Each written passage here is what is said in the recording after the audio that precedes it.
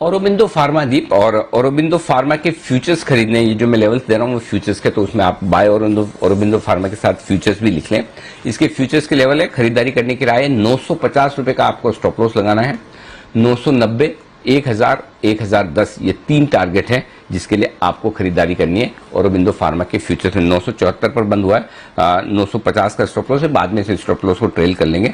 990, 1000, 1010 ये 3 टारगेट है। जो औरोबिंदो फार्मा की तरफ से ऐलान आया है रीस्ट्रक्चरिंग का, वो इंटरेस्टिंग है और ये रीस्ट्रक्चरिंग वैल्यू अनलॉक करने के लिहाज से कर रही है। कंपनी क्या कर रही है, कंपनी अपने कारोबार को 2 हिस्सों में अलग अलग कर रही है। एक पूरा कारोबार जो इंजेक्टेबल बिजनेस है वो एक साथ हो जाएगा एक सब्सिडरी में, और बाकी कारोबार एसईजेड रिलेटेड और जो दूसरा सारा जहां पर इनका फार्मा रिलेटेड बिजनेस है वो दूसरी कंपनी में हो जाएगा। अल्टीमेटली जो कंपनी का इरादा है, जो कंपनी पहले कह भी चुकी है कि इंजेक्टेबल कारोबार को या तो उसको अलग से लिस्ट करवाया जाएगा या फिर उसे बेचा जाएगा। मतलब कहीं कहीं से इंजेक्टेबल कारोबार में जो वैल्यू है उसकी अनलॉकिंग करने के लिए एक बार ऑर्गेनाइजेशन की रिस्ट्रक्चरिंग कर दी है। तो अभी डीमर्जर नहीं हुआ है, रिस्ट्रक्चरिंग हुई है। ध्यान रखिए इस बात में, दोनों में फर्क है।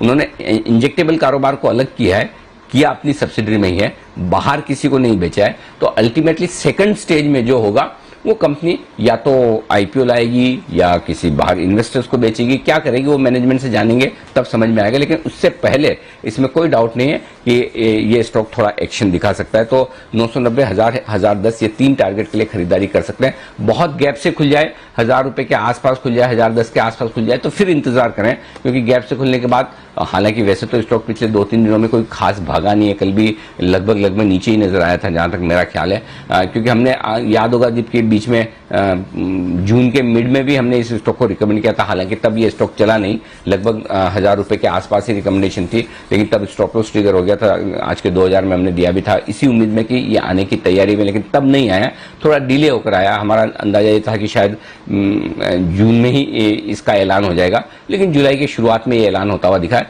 तो ओवरऑल लॉन्ग टर्म के लिहाज से देखेंगे तो अगर आप इन्वेस्टर्स हैं तो आपको 1200 रुपए के टारगेट औरोबिंदो फार्मा के लिए लेकर इसको होल्ड करना चाहिए। जब भी इस बिजनेस का डीमर्जर होगा, वैल्यू अनलॉकिंग होगी किसी भी तरीके से, तब मुझे लगता है कि इस स्टॉक के लिए बढ़िया तेजी बनती हुई दिखेगी। आज फिलहाल छोटे टारगेट के लिए ट्रेड करें, 990, 1000, 1010, और बहुत गैप से खुल जाए तो फिर छोड़ दें, फिर ना खरीदें, क्योंकि खबर है तो हो सकता है बहुत गैप से भी खुल जाए, वो भी एक दिक्कत है। अगर गैप से ना खुले तो खरीदारी का मौका बन सकता है।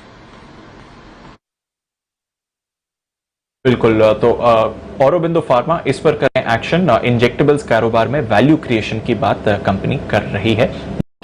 आपको इंटरडे का ट्रेडिंग करना है तो आप जीरोधा में ट्रेडिंग कर सकते हैं। वीडियो का नीचे दिया हुआ लिंक में आप जाके अकाउंट खोल सकते हैं।